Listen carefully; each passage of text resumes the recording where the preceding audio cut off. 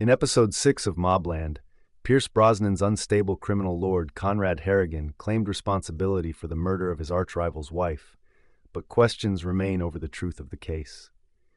In the early episodes of Paramount Plus's spectacular crime drama, Kevin Harrigan and Harry D'Souza devoted much of their time to trying to keep the peace in London and conceal Eddie Harrigan's murder of Tommy Stevenson.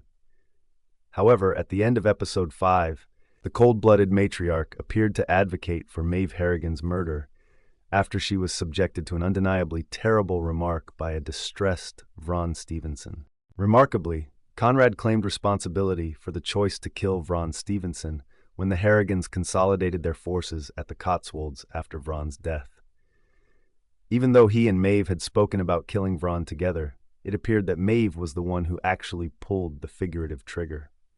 Paul subtly denied the hit's details as Conrad recounted them, and Maeve's obvious surprise at Conrad's revelation suggested that he was not the one who made the final choice.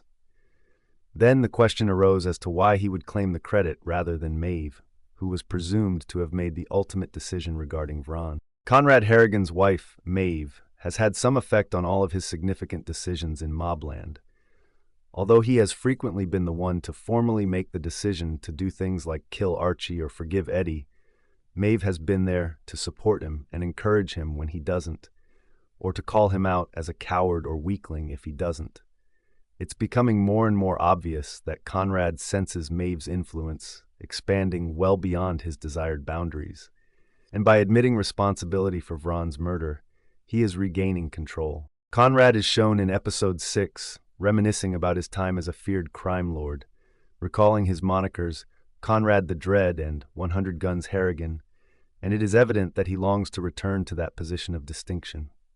At first, it appeared as though Maeve was trying to make Conrad and, by implication, the Harrigan crime family, appear to be the most feared mobster in London by manipulating him in that way. Killing his rival's son and wife does not make him appear intelligent, but it does make him appear menacing and lethal. Even though Conrad Harrigan is the leader of a prosperous criminal organization, it is immediately apparent from Mobland's first episode that he is no longer Conrad the Dread in any sense.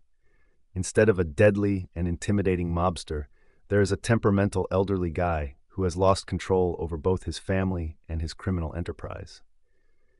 Conrad blustered about disrespect and has since gone along with Maeve and Eddie's plot to kill Tommy Stevenson behind his back.